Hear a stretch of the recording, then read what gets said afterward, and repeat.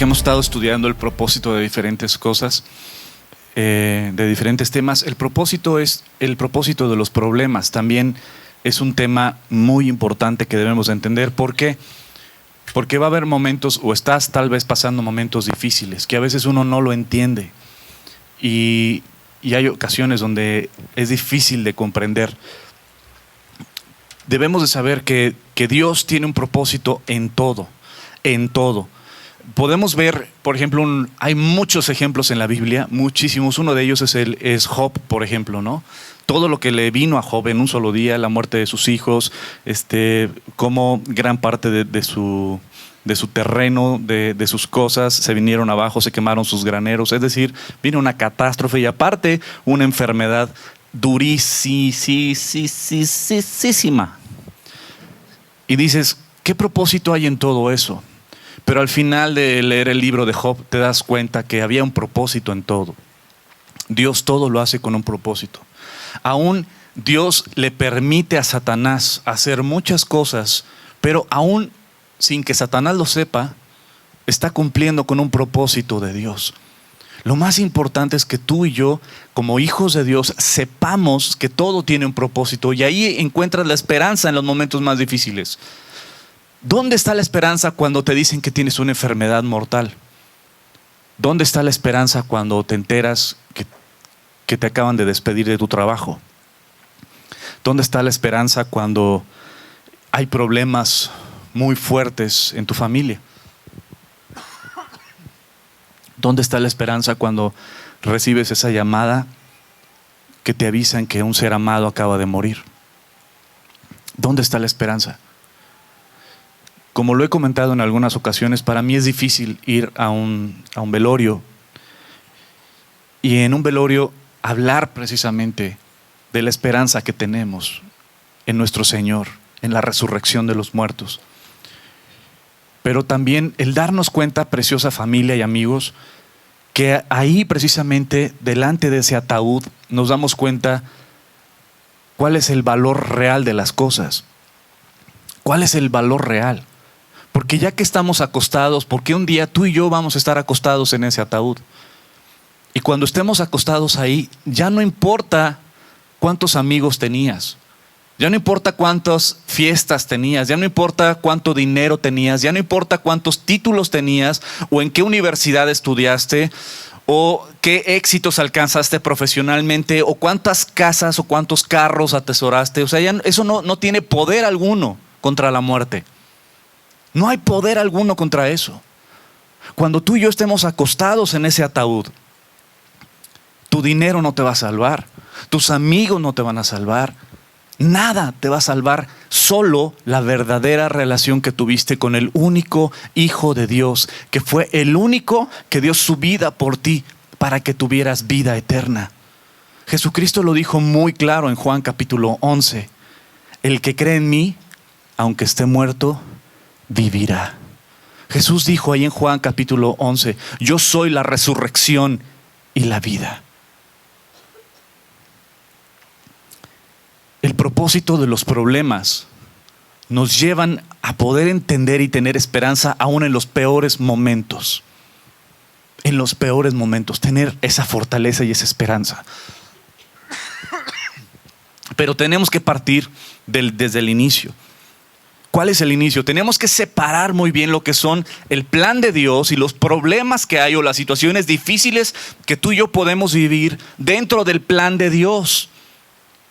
Eso es muy diferente a las cosas que Dios permite en nuestras vidas con una finalidad, porque Dios sí nos prueba. Dios no tienta, Dios prueba. Y la prueba tiene que ver con fortalecer un carácter. La prueba que Dios envía a nuestras vidas tiene que ver con fortalecer un carácter, moldearnos al carácter de su Hijo Jesucristo. Dios no tienta. Satanás tienta con la finalidad de alejarte de Dios y de llevarte a la muerte eterna, al castigo eterno. Pero Dios no tienta, Dios prueba para fortalecernos. Si tú vas al gimnasio, yo sé que vas todas las mañanas, se nota. Yo sé que vas ¿y qué es lo que haces en el gimnasio? Literalmente desgarras tus músculos al estar ejercitándolo. Y después del gimnasio, al día siguiente, ¿a poco no? Duele, ¿no? Me acuerdo cuando yo iba en la primaria, que cuando hacía ejercicio en la primaria, que al día siguiente pues te duele todo, ¿no? Así de, oh, ¿por qué? Porque ejercitaste. ¿Sabes qué dicen los gabachos? No pain, no gain. Es decir, tiene que doler. Tienes que esforzarte. Las mejores universidades del mundo son aquellas que exprimen como limón de fonda a sus alumnos y los mantienen en evaluación constante, ¿sí o no? Una universidad que es barco, pues no me digas que, ay, no pasa nada, aquí no vas a tener nunca exámenes. Y los alumnos, wow. Pues no, esas universidades no.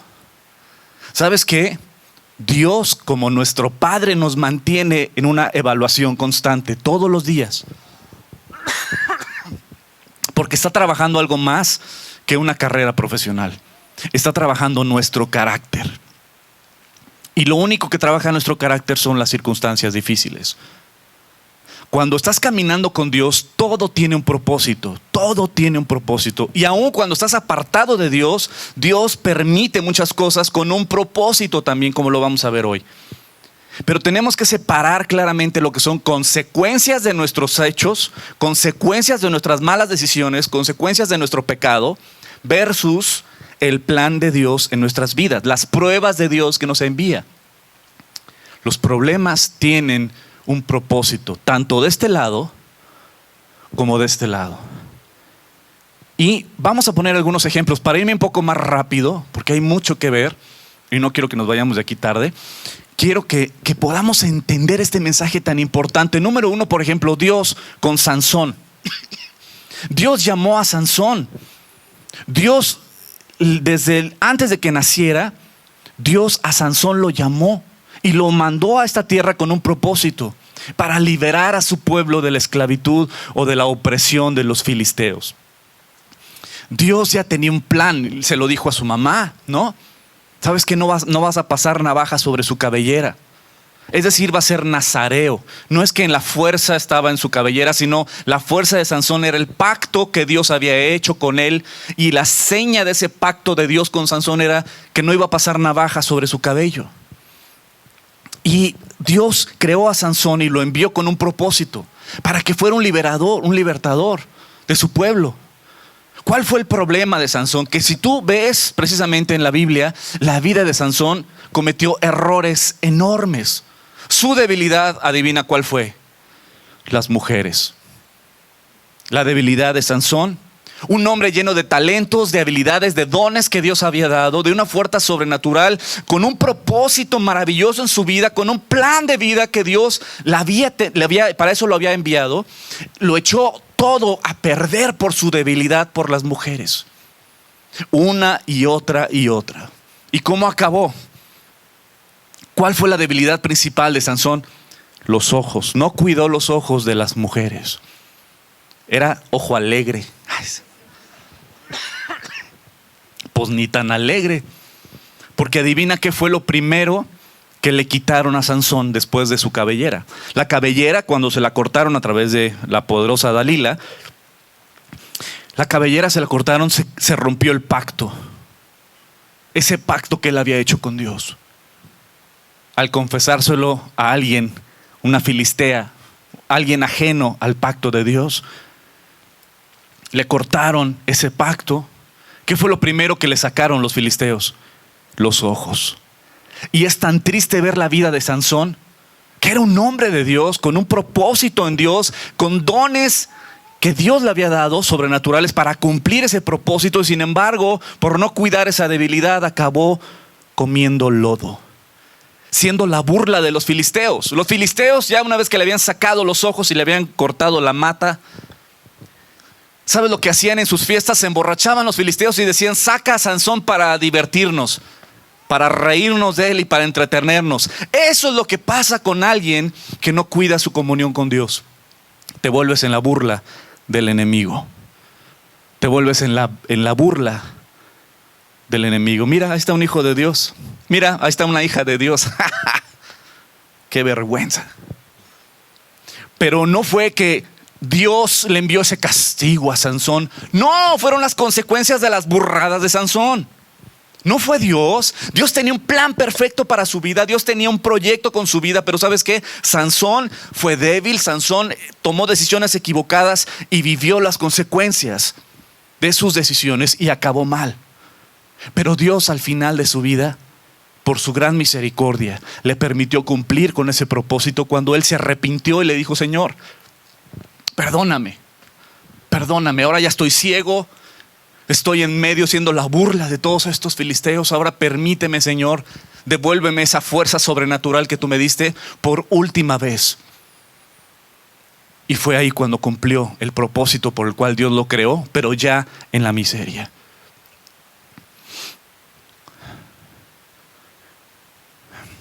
Saúl, otro caso.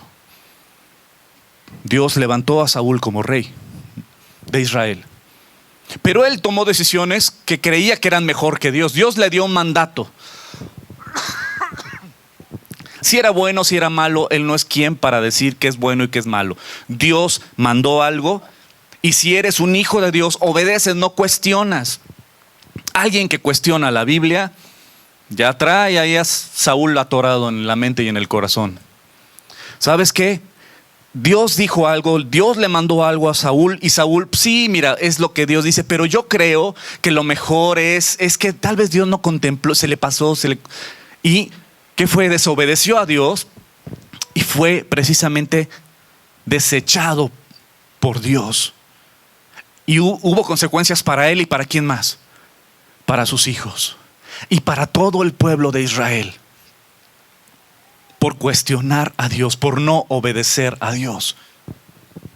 Vemos aquí algunos casos en corto de que una cosa es precisamente el plan de Dios, donde nos manda pruebas, y otro es la desobediencia a Dios, la rebeldía, el pecado y las consecuencias de los problemas. Pueden venir para nosotros en nuestra cosmovisión. Los problemas pueden ser tal vez una prueba de Dios, o puede ser las consecuencias de nuestros actos. ¿Cómo me revuelve el estómago cuando alguien le atribuye a Dios una prueba cuando es una consecuencia de sus burradas? Si una persona le es infiel a su esposo o a su esposa y está teniendo problemas por esa infidelidad, y de repente, bueno, pues es que si Dios me mandó esta prueba, pues no, espérate. ¡Pah! No es Dios. Dios no quiere eso. Dios no te mandó eso. Eres tú por tu rebeldía, por tu dureza de corazón, por no querer obedecer a Dios, que tú estás viviendo las consecuencias de tus actos. No se la atribuyas a Dios. Y familia preciosa, amigos, lo mejor que podemos hacer es discernir entre nuestras malas decisiones, nuestro pecado, nuestra rebeldía, nuestra dureza de corazón versus el plan de Dios en nuestras vidas. Porque luego también, ahora voy desde los espectadores, ¿no?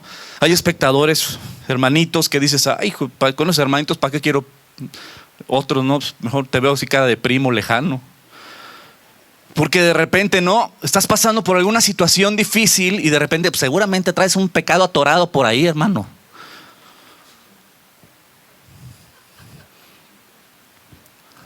Hay que discernir entre lo que es una prueba de Dios, donde Dios está trabajando tu corazón, y otra donde es una disciplina de Dios o las consecuencias de nuestros actos.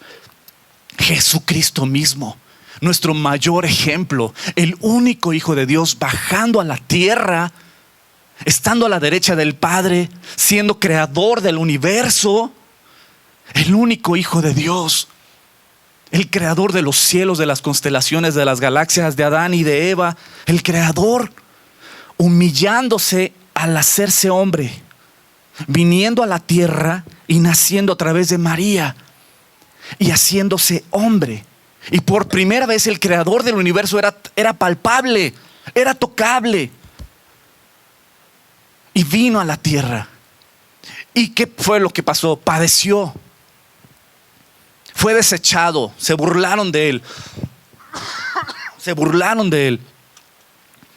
Lo apresaron y lo mataron en una cruz. Y híjole, no, seguramente tenía ahí un pecado atorado. Él es Dios. Y Él vino con un propósito. Él vino con un propósito y cumplió ese propósito hasta la muerte. Y muerte de cruz, para darnos vida a todos nosotros, cargando nuestro pecado y nuestra rebeldía en esa cruz, para que hubiera perdón de nuestros pecados, siendo Él el Cordero precioso que fue sacrificado para perdón de nuestros pecados. Jesucristo, un precioso ejemplo. Consecuencias de sus actos, no. El plan perfecto de Dios cumplido en el único Hijo de Dios, en nuestro Señor y Salvador Cristo Jesús. José, otro ejemplo. José, el hijo de Jacob, apodado el soñador. ¿Qué fue lo que pasó con José? Vamos a ver más adelante lo que hizo José y cómo él se mantuvo y cómo Dios lo guardó. En Romanos capítulo 8 vamos a tener un mensaje increíble. Versículo 28. Y sabemos que los que aman a Dios, todas las cosas les ayudan a bien. Esto es, a los que conforme a su propósito son llamados. Porque los que antes conoció también los predestinó para que fuesen hechos conforme a la imagen de su Hijo, para que Él sea el primogénito entre muchos hermanos. Versículo 28 nos enseña algo fundamental. Número 1, los que aman a Dios. Es decir, que aquí ya hace una separación, ¿no? De todo el mundo. Solo los que aman a Dios, vénganse para acá. Ok, los que aman a Dios, esto es para ustedes. Todas las cosas te ayudan para bien. Ejemplos bíblicos, para entrar para arriba. Job, José el soñador, Jesucristo mismo, Pablo. O sea, puedes enumerar a todos. A todos. ¿Por qué? Porque todos estaban pasando por pruebas, pero cumpliendo el propósito por el cual Dios los creó. Todos los que aman a Dios. ¿Y qué significa amar a Dios? No es aquel que dice, tú le preguntas a la gente afuera, ¿tú amas a Dios? Uy, sí, uy, mi Diosito hermoso, sí, ¡mua! ¿Y conoces las escrituras? Ah, no, nunca las he abierto. Porque Jesucristo dijo, el que me ama, ¿qué dice? Mi palabra guardará. No, si la tengo bien guardada en mi closet. Chido. Jesucristo dijo, el que me ama, mi palabra guardará. El que me ama me va a conocer a través de las escrituras. El mismo Jesucristo dijo, ¿quieres amarme? Hay una forma, conóceme. El que me ama, mi palabra guardará. Juan capítulo 14. Y mi Padre le amará y vendremos a Él, dice el Señor Jesús. Hay una forma de amar. Si me amáis, dice Jesucristo, guardad mis mandamientos. Solo hay una forma de amarlo, conociéndolo. Tú no puedes amar a quien no conoces. Pero cuando conoces las escrituras, wow, ahora sí, qué bárbaro, ves a Dios enorme, santo, sublime, majestuoso. Los que me aman, los que aman a Dios, todas las cosas les ayudan a bien. Es decir, que Dios está en control de sus vidas. Es decir, que Dios, a los que le aman, Dios los guarda, pero Dios también los prueba. Y todos los problemas que vivimos tienen un propósito en Él. Él está en control. Y cuando viene un problema a mi vida y estoy yo tomado de su mano, yo digo, Señor, tú estás en control. Tú sabes. Y a veces tú y yo no podemos entender el propósito a primera vista, pero estamos pasando por un proceso. Y el propósito principal, el número 2, es que todo problema en un hijo de Dios, en alguien que ama a Dios en verdad, como dice el versículo 28, el versículo 29 nos explica. Porque la meta de Dios en nuestras vidas es crearnos conforme al carácter de su Hijo, moldearnos a la imagen de su Hijo Jesucristo. Ese es el gol de Dios. Y eso me encanta. ¿Saben por qué, chicos? Porque el gol de Dios en mi vida no es que sea un pastor exitoso y que predique a las naciones y que predique a millones. Y que el gol de Dios en mi vida no es que tenga la iglesia enorme. No es, o sea, que tenga fama. El propósito de Dios no es ese. El propósito de Dios en mi vida es moldearme al carácter de su Hijo Jesucristo. Tan. Porque el ser pastor es temporal. El ser actor es temporal, el ser cantante es temporal. Todo título que tú tengas es temporal. El único gol de Dios en tu vida y en la mía es moldearnos al carácter de su Hijo Jesucristo. tiene que ver con moldearnos al carácter de su Hijo Jesucristo. Dime cuáles son los momentos donde tú más oras y más horas y más horas. ¿A poco no es cuando estás en aflicciones? ¿A poco no es cuando tienes algún problema? ¿A poco no es cuando te arrodillas y te pones a llorar y decir, Señor, ¿a quién tengo yo en los cielos si no es a ti, Señor? Yo sé que tú me escuchas, ayúdame. ¿Sabes? Esto es algo precioso. Porque todo problema que viene para los hijos de Dios, el propósito es moldearnos a la imagen de su Hijo Jesucristo. ¿Y cómo era Jesucristo? Amaba al Padre, obedecía al Padre, conocía al Padre, vivía y hacía solo lo que el Padre le decía que hiciera. Vamos a ver ejemplos rápidos en problemas en hijos de Dios. Génesis capítulo 39, hablando de José, el hijo de Jacob. Pero José no quiso saber nada. Les voy a platicar rápido la historia, se los dejo de tarea. Génesis capítulo 39 está increíble. ¿Qué fue lo que pasó? Que José, para empezar, fue vendido por sus hermanos. Fue vendido como un esclavo por sus propios hermanos. Y ya siendo esclavo, él trabajaba como esclavo en una casa de un egipcio. ¿Y qué fue lo que pasó? Pues que a José era de buen parecer y pues la esposa del patrón pues le gustó el chavito, ¿no? Y dijo, ay, pues qué bonitos ojos, y eso que no son tapatíos. Y se quiso cenar al jovencito. O no sé si desayunar, no estuve ahí. Pero lo que sí es que se lo quería echar. ¿Y qué fue lo que pasó? Que él, como un hijo de Dios, dijo, ¿sabes qué? No puedo. ¿Cómo crees? Mi patrón, versículo 8, mi patrón no me ha negado nada excepto meterme con usted, que es su esposa. ¿Cómo podría yo cometer tal maldad y pecar contra quién? Contra mi Dios. Antes que contra el patrón, contra mi Dios. Porque ¿sabes qué? El patrón tal vez no me ve, pero Dios lo ve todo. ¿Cómo voy a pecar contra mi Dios? Y por más que ella lo acosaba día tras día para que se acostara con ella y le hiciera compañía, José se mantuvo firme en su rechazo. ¿Y qué fue lo que pasó? Que esta señora, como no consiguió literalmente seducirlo, lo acusó y dijo que él intentó violarla. Entonces el patrón, cuando se enteró de eso, se fue contra José. ¿Cómo? Si yo te di toda mi confianza,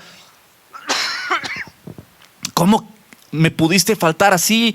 Faltarle respeto a mi esposa. Y lo mandó a la cárcel. Y vamos al versículo 21. El Señor estaba con él. Fíjate, el versículo 20. Y mandó que echaran a José a la cárcel donde estaban los presos del rey. Pero aún en la cárcel, ¿qué dice? El Señor estaba con él. Y no dejó de mostrarle su amor. Hizo que ganara la confianza del guardia de la cárcel. Y luego el versículo 23, como el Señor estaba con José y hacía prosperar todo lo que él hacía, y estuvo más de 10 años en la cárcel. Ahora te pregunto, ¿Dios ama a José? Claro que sí. ¿Dios lo amó? Claro que sí. ¿Dios estaba con él, sí o no? La Biblia dice que sí. Entonces, ¿cómo es que estaba en la cárcel? Injustamente. ¿Y por qué fue a dar a la cárcel? Porque no quiso ofender a Dios. Haciendo lo bueno, acabó en la cárcel. ¿Puedes entender eso? Humanamente no. Pero dice la palabra de Dios que Dios estaba con él. Y lo que tú y yo sabemos el día de hoy, que ya estudiamos todo Génesis y luego estudiamos los evangelios y la vida de Jesucristo, vemos claramente que Dios estaba moldeando en la vida de José la vida de Jesucristo. Cómo fue vendido y rechazado por su propia familia, por los suyos. Cómo pasó por todo lo que pasó. Cómo José también acabó pareciendo gentil, como un egipcio. Y el día de hoy para el pueblo judío, cuando tú les hablas de Jesucristo, para ellos es un tema gentil, no es un tema judío. Es decir, si tú te pones a ver las similitudes, ves claramente que la vida de José era una tipología. Era una tipología precisamente de Jesucristo en el Antiguo Testamento, lo que iba a vivir el Mesías en el Nuevo Testamento. Pero él no lo sabía. Él estuvo en la cárcel y decía, Señor, por agradarte, por hacer lo bueno, acabo en la cárcel.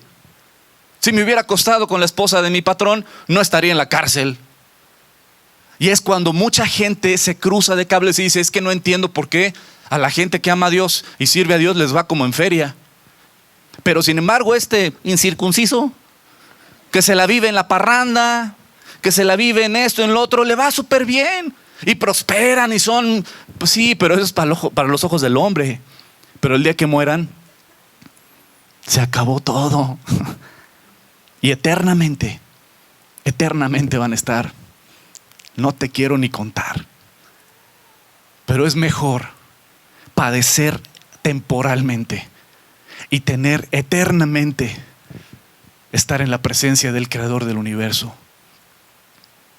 Nunca cambies lo eterno por lo temporal. ¿Y qué fue lo que hizo José? ¿Sabes qué? Por agradar a Dios acabó en la cárcel. Pero vemos que al final de su historia, José, en Génesis 50, le dice a sus hermanos, todo esto fue un plan de Dios. Todo esto fue un plan de Dios. Porque a través de la vida de José, y que acabó en Egipto como esclavo y después en la cárcel, y después fue liberado de la cárcel y fue puesto como gobernador de todo Egipto. Y Dios le dio sabiduría a José y lo levantó para que a través de José pudiera salvar a todo el pueblo. ¿Sabes de dónde vino toda la riqueza del imperio egipcio? De la bendición que vino a través de José. Pero José al final dice, ¿sabes qué?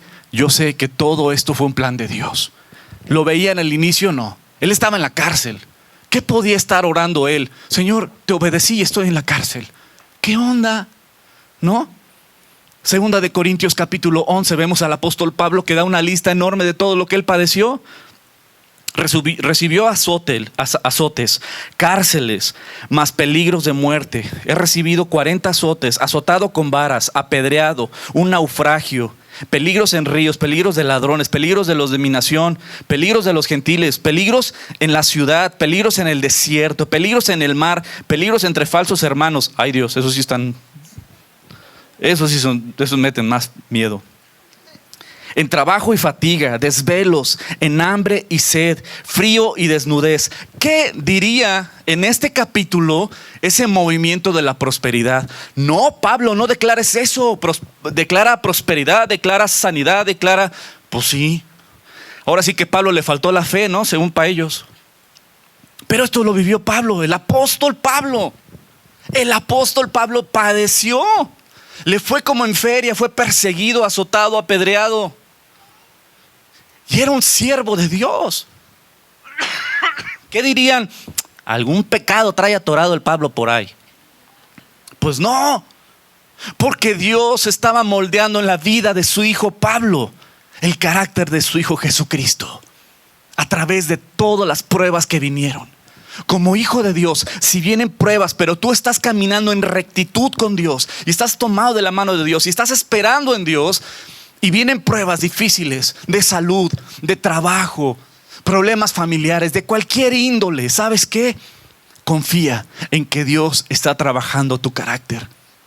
Porque todos los que hemos pasado por pruebas difíciles, o los que estamos pasando por pruebas, sabes muy bien que Dios te mantiene orando y que Dios va trabajando nuestro carácter, nuestra paciencia, nuestra misericordia. Daniel capítulo 3, otro ejemplo maravilloso. En Daniel capítulo 3 vemos que el rey Nabucodonosor hizo una estatua enorme de oro, ¿no? Hizo una estatua de oro, versículo, me parece que es el 1, cuya altura era de 60 codos, es gigante. El versículo 6 dice en Daniel capítulo 3, y cualquiera que no se postre y adore, inmediatamente será echado dentro del horno de fuego ardiendo. Es decir, el rey Nabucodonosor hizo una mega estatua de él. ¿Y sabes qué? Cuando suene el tamboril, ahora sí que ¿cómo se llama? La marimba y el tambor y los címbalos y todos los instrumentos, en cuanto suenen, todos se deben de postrar ante la estatua de oro. ¿Pero qué pasó? Pues pasó que los judíos pues no pueden hacer eso, porque ellos conocen las escrituras, porque los judíos conocen precisamente que Dios lo prohibió. Y versículo 12 dice: hay unos varones judíos, los cuales pusiste sobre los negocios de la provincia de Babilonia, Sadrach, Mesach y Abed-nego. Estos varones, oh rey, no han respetado, no adoran tus dioses, ni adoran la estatua de oro que has levantado. Es decir, Nabucodonosor, el rey de Babilonia, era la autoridad máxima y había dado un mandato. Pero los hijos de Dios, los amigos de Daniel, que conocían a Dios y conocían que eso era abominación ante Dios, ellos dijeron: te respeto, te honro, pero no te voy a obedecer en lo que ofenda a mi Dios, porque sobre cualquier reinado, sobre cualquier puesto está el creador del universo. Por lo tanto, dijeron ellos: pues si nos tienes que enviar, adelante. En Éxodo capítulo 20, ellos lo sabían muy bien como pueblo judío. Yo no me puedo postrar ante una estatua. Dice Éxodo capítulo 20, en los famosos 10 mandamientos que Dios le dio a Moisés, el segundo mandamiento del cual Dios le dio a Moisés está en Éxodo capítulo 20 y dice: no te harás imagen ni ninguna semejanza, ni imagen ni ninguna semejanza de lo que está, ¿en dónde? Arriba en el cielo, ni abajo en la tierra, ni debajo de la tierra. No te inclinarás a ellas, ni las honrarás, porque yo soy Jehová tu Dios, fuerte, celoso, que visito la maldad de los padres sobre los hijos hasta la tercera y cuarta generación de los que me aborrecen. Entonces nos encontramos que un rey manda que todos sus súbditos se postren ante la estatua que él había hecho. Pero el pueblo judío, los judíos precisamente conocían lo que Dios abomina y dijo: yo no me voy a inclinar. ¿Qué fue lo que pasó? El siguiente dice: y ahora pues, el versículo 15, ahora pues, ¿estáis dispuestos para que al oír el son de la bocina, de la flauta, del tamboril, del arpa, del salterio, de la zampoña y de todo instrumento de música, os postréis y adoréis la estatua que he hecho?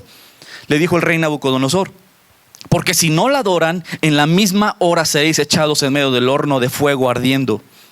¿Y qué Dios será aquel que los libre de mis manos? Sadrach, Mesach y Abed-nego respondieron al rey Nabucodonosor diciendo: no es necesario que te respondamos sobre este asunto. He aquí nuestro Dios, a quien servimos, puede librarnos del horno de fuego ardiendo. Puede librarnos, no que quiera, porque no lo sabemos, pero puede librarnos. Y de tu mano, oh rey, nos librará. Tú eres la autoridad, es cierto. Yo me voy a sujetar a todo lo que tú mandes, salvo lo que ofenda a mi Dios. Y ahí no me voy a sujetar. Primero me sujeto al creador del universo. Y el versículo 18 dice: y si no, es decir, si Dios no me libra del horno de fuego, sepas, oh Dios, que no serviremos a tus dioses, ni tampoco adoraremos la estatua que has levantado. Y estos 3 varones, Sadrach, Mesach y Abed-nego, cayeron atados dentro del horno de fuego. Ah, sí, pues órale, y que los atan y que los echan. Y lo calentó tanto, lo mandó calentar 3 veces más, que los echaron murieron quemados. Sin embargo, dice el rey Nabucodonosor, se espantó y se levantó apresuradamente, dijo a los de su consejo: ¿no echaron 3 varones atados dentro del fuego? Ellos respondieron al rey: ¿es verdad, oh rey?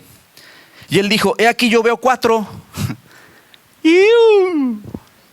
varones sueltos que pasean en medio del fuego sin sufrir ningún daño. Y el aspecto del cuarto es semejante ¿a quién? Al Hijo de los dioses. ¿Quién estaba con ellos ahí? Jesucristo. ¡Wow! Y esto es algo muy importante, familia preciosa, porque uno diría: ellos son hijos de Dios, ¿están obedeciendo a Dios, sí o no? Y porque están obedeciendo a Dios, Dios los va a librar. No. Muchas veces Dios no te libra. ¿Por qué? Porque en medio del fuego Él se quiere glorificar.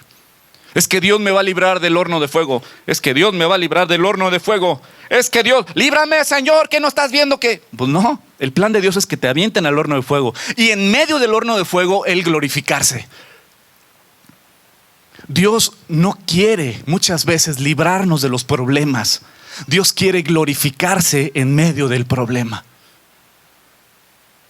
Un hijo de Dios espera en Él, confía en Él y se aferra a Él. Y hay veces que tú y yo no entendemos el problema, pero confía porque Dios tiene un propósito en ese problema.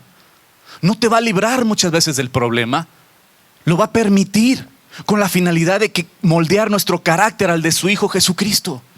¿Qué fue lo que pasó con ellos? ¿Fueron echados al horno de fuego, sí o no? Sí, pero en medio del horno de fuego Dios se glorificó. ¿Y cuál fue el propósito de todo eso? Versículo 28. Entonces Nabucodonosor dijo: bendito sea el Dios de ellos. El rey Nabucodonosor los reconoció porque confiaron en él y que no cumplieron el edicto del rey y entregaron sus cuerpos antes de servir y adorar a otro Dios que a su Dios. ¿Qué pasó con el rey Nabucodonosor? El testimonio de ellos lo convirtió a él. Dijo: wow, el Dios de ellos es el Dios verdadero. Siguiente, Daniel capítulo 6, pasó exactamente lo mismo. Daniel capítulo 6 pasó exactamente lo mismo. Te vamos a echar a los leones, mi querido Dani, si tú sigues orando a tu Dios en este lapso de tiempo. ¿Y qué fue lo que hizo Daniel? Abrió las ventanas de su casa y se puso a orar al precioso Dios. Y lo agarraron y lo echaron al foso de los leones. También cayó en la prueba. Dios no lo libró de caer, lo libró estando en la prueba. A un hijo de Dios, no siempre Dios te libra del problema. Te libra de esas consecuencias. Y Él se glorifica en medio de la circunstancia. Estamos en un problema, estamos en una circunstancia difícil. Si tú eres un hijo o una hija de Dios, agárrate de Él, confía en Él y espera en Él. Y Él se va a glorificar en medio del problema. Hay problemas que no entendemos, tienes toda la razón. Pero quiero darte un ejemplo. Una vez a mi hija, este ejemplo lo pongo muy seguido, a mi hija la llevé a vacunar con el doctor. Y el doctor sabiamente, como es un buen pediatra, me dijo que no me vea para que no me agarre tirria, ¿no? Pon la boca abajo y bájale el pañal. Entonces ya la acosté a mi hija, estaba chiquita, le bajo el pañal y llega el doctor y ¿cómo se llama? La vacuna. En cuanto mi hija estaba tranquila, ¿no? ¿Por qué? Estoy en los brazos de papá. Pero cuando le bajo el pañal y el doctor la vacuna, pega el grito mi hija y voltea a verme, y esa mirada no quiero que nunca se me olvide. Más bien quiero que nunca se me olvide. ¿Sabes qué? Se me quedó viendo mi hija y me veía con una cara y con un llanto desgarrado diciendo: me está doliendo. Tú eres mi papá. Tú eres mi papá y sabes que me está doliendo, me están haciendo daño. Haz algo.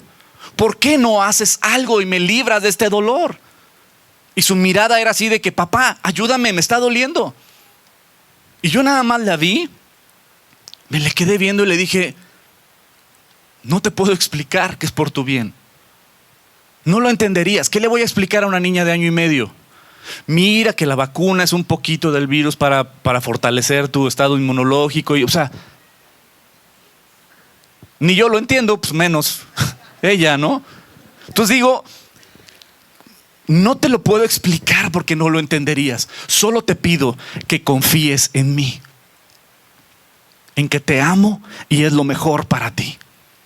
No te pido que lo entiendas, te pido que confíes en que es lo mejor para ti. Cuando salí de ahí me cayó el 20 de muchas preguntas que yo le tenía a Dios. Y Dios me dijo: ¿entendiste?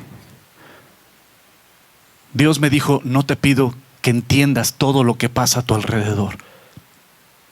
Te pido que confíes en que te amo. Y estoy tomando la mejor decisión porque te amo.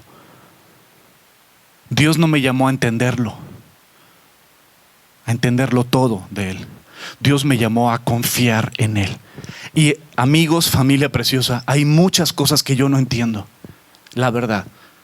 Circunstancias difíciles, como ese video que les he pasado de estos misioneros que están compartiendo la palabra y que son asesinados y que quedan sus hijitos huérfanos. Pero están predicando tu palabra, Señor. Y estos pequeñitos que quedan huérfanos. Y la niña dice: llegaron y cuando asesinaron a mis papás por andar predicando la palabra, los hermanos de la iglesia llegaron y nos pusimos a orar por mis papás y murieron. Y la niña, como de 9 años, llorando, decía: pero es que Dios no escuchó nuestras oraciones. Dios no escuchó mis oraciones. Dios sí escucha nuestras oraciones. El resultado no lo entendemos muchas veces, pero Dios nos ha llamado a confiar en Él, a esperar en Él, y no nos ha llamado a entenderlo todo. Hay muchas cosas que yo no entiendo, pero yo veo claramente, que Dios me ha llamado a confiar en Él. En Daniel, Dios no lo libró del foso de los leones, pero Dios se glorificó en medio. Y te aseguro que Daniel, saliendo del foso de los leones, fue otro. Dijo, wow. Te aseguro que Sadrach, Mesach y Abed-nego, saliendo del horno de fuego, fueron otros a aquellos que estaban a punto de ser echados. Salieron de ahí y dijeron, wow. Y tú y yo hemos ido a prueba muchas veces, hemos pasado por pruebas difíciles y hemos visto la mano de Dios en medio de la prueba, y saliendo de la prueba hemos dicho, wow. Y les voy a abrir mi corazón. Mi esposa y yo tenemos un dolor constante por la vida de nuestro hijo, Hugo. Tiene 5 años y está dentro del espectro autista. Y más allá de pensar en curas o estar pensando en medicamentos o estar pensando en tratamientos, más allá de eso, les digo algo. Yo creo que Dios tiene un propósito en todo esto. Siguiente, por favor. Yo creo que Dios tiene un propósito en todo esto. Yo lo creo. No lo entiendo. La verdad no lo entiendo. Yo digo, yo te sirvo, Señor. Yo renuncié a mi vida para servirte. Yo solo quiero servirte. Yo quiero que mi vida valga para ti. Yo lo único que anhelo es arrancarte una sonrisa, y que si de algo sirve mi vida, mi tiempo, mi dinero, lo que yo pueda hacer es para ti, y que la gente te conozca. Mi esposa igual. Mi esposa y yo solo queremos servirle. Y ella renunció a su carrera, a buena posición económica también en su trabajo, para servirle. Y nos casamos los dos con el afán de servir a Dios. Y de repente viene esta circunstancia que es un dolor constante para mi esposa y para mí. Y nos duele. Pero en medio de esto yo les puedo decir, familia preciosa, ¿sabes qué? Yo confío en Dios. Y sé que todo esto tiene un propósito. Y Dios está trabajando mi carácter, el carácter de mi esposa, el carácter de mi hija. Y tiene un propósito en todo esto. Yo lo creo. Yo lo creo. Y yo sé que Dios se va a glorificar en medio de esta circunstancia. Yo no sé si algún día podré tener una plática con mi hijo. Yo no sé si algún día pueda hablar. Yo no sé si algún día pueda ser autosuficiente. Yo no lo sé. Pero lo que sí sé es que Dios me ama. Dios ama a mi esposa. Dios ama a mi familia. Y Dios ama a mis hijos. Eso sí lo sé. ¿Lo entiendo? No lo entiendo. Y Dios no me ha llamado a entenderlo. Dios me ha llamado a confiar en Él, a esperar en Él. Y en medio de nuestra circunstancia, Dios se va a glorificar. Y lo vamos a ver. Y lo voy a ver. Y voy a ver la gloria de Dios en mi hijo. Nick Vujicic, el que no tiene brazos ni pies, él oraba para qué. Y la iglesia oraba para que le salieran los brazos y los pies. Y él, después de muchos años, él dijo, pude entender que si yo hubiera tenido brazos y pies y Dios hubiera cumplido eso, yo no podría estar predicando a tanta gente. Pero el día de hoy, sin brazos y sin pies, Dios me ha permitido predicarle a millones de personas a nivel mundial. Era un propósito. Y la prueba en Dios muchas veces no entendemos. Las pruebas en Dios no lo podemos entender. Yo te pido, amigo, amiga, familia preciosa, que confíes en Dios, que esperemos en Dios. Y no porque estás en medio de la prueba creas que Dios no te escuchó o Dios no te escucha. No. Estamos en las pruebas, circunstancias difíciles. Jesucristo dijo, en este mundo tendréis aflicción. Es una promesa.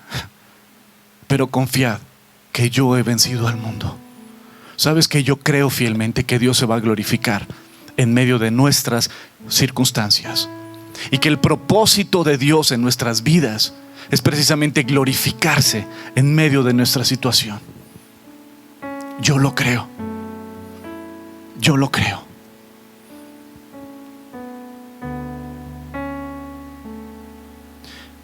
Voy a parar aquí la prédica para cerrar, aunque todavía falta la mitad de la prédica, pero vamos a tenerlo en 2 domingos. Próximo domingo continuamos con este tema y quiero cerrar con esto. No importa la circunstancia que tú y yo estemos viviendo, no importa. Ama a Dios, confía en el Señor, sírvelo, entrégate a Él, conócelo y date cuenta que Dios es más grande que cualquier problema. Dios es el Todopoderoso. Y si tú y yo estamos viviendo momentos difíciles, es porque Dios se quiere glorificar. En Juan capítulo 9, los discípulos le dijeron, al pasar Jesús vio a un hombre ciego de nacimiento y le preguntaron sus discípulos diciendo: Rabí, ¿quién pecó, este o sus padres, para que haya nacido ciego? Y respondiendo Jesús: no es que pecó este ni sus padres,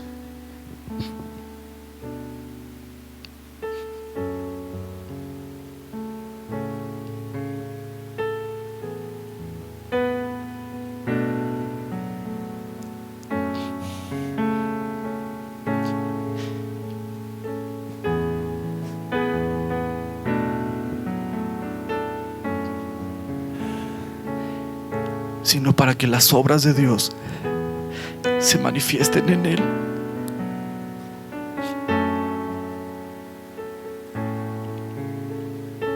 Juan 9.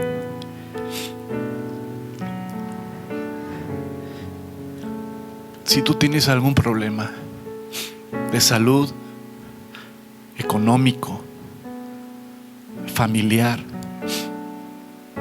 yo no sé de qué índole puedas tener una bronca profesional, hay cosas que no entendemos, pero lo que tú y yo podemos esperar es en que Dios se va a glorificar en medio de nuestras circunstancias. Si tú y yo le amamos, si tú y yo le conocemos, si tú y yo le obedecemos, y si obedeciéndole, sirviéndole y amándole todavía vienen circunstancias difíciles a nuestra vida, es porque Dios se quiere glorificar en medio del problema.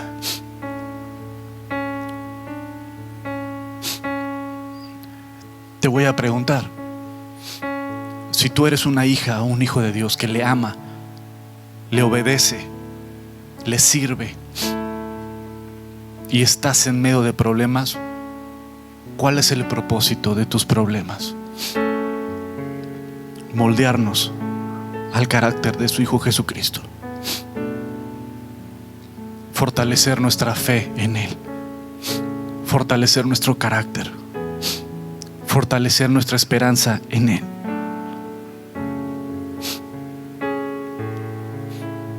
Y que Dios se glorifique en medio de nuestros problemas. ¿Qué tenemos que hacer tú y yo? Esperar en Él, confiar en Él. Hay cosas que nunca vamos a entender, y en el camino del por qué nunca hay paz. Hay dolor, hay resentimiento. En el camino del por qué nunca hay respuestas. Pero Dios nos ha llamado a esperar, a confiar en Él.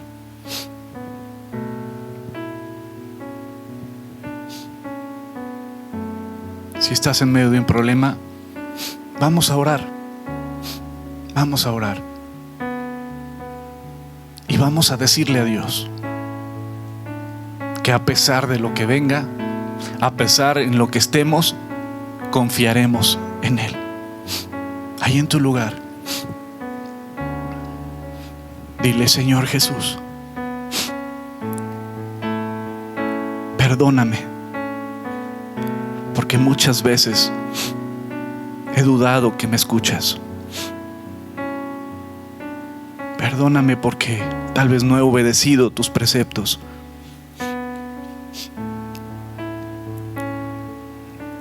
Ayúdame a confiar en ti, sin importar el resultado, sin importar el problema o la magnitud del problema. Yo confío en ti. Yo confío en ti. Y nada ni nadie me va a apartar de eso. Porque tu presencia en mí no depende de las circunstancias. Depende que tú prometiste que estarías conmigo. Y tú cumples lo que prometes.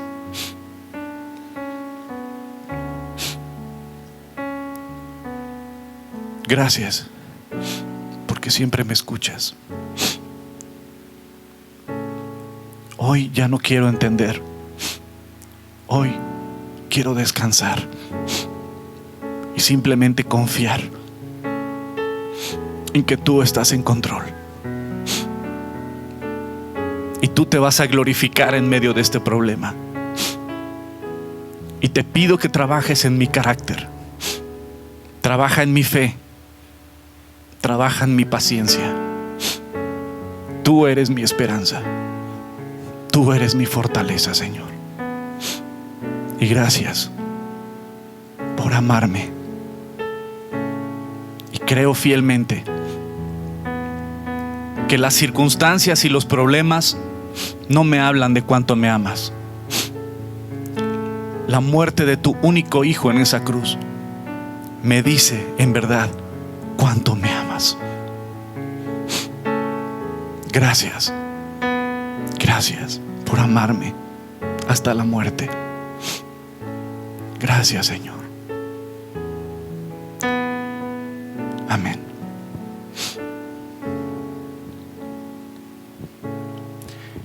Que el amor y la gracia de Dios los acompañe, familia preciosa. Y que esta semana no sea una semana igual a la pasada. Que esta semana sea una semana más cerca y más afianzados al Señor. Que Dios los bendiga. Que Dios los bendiga. Nos vemos el próximo domingo. La salida es por la parte de arriba.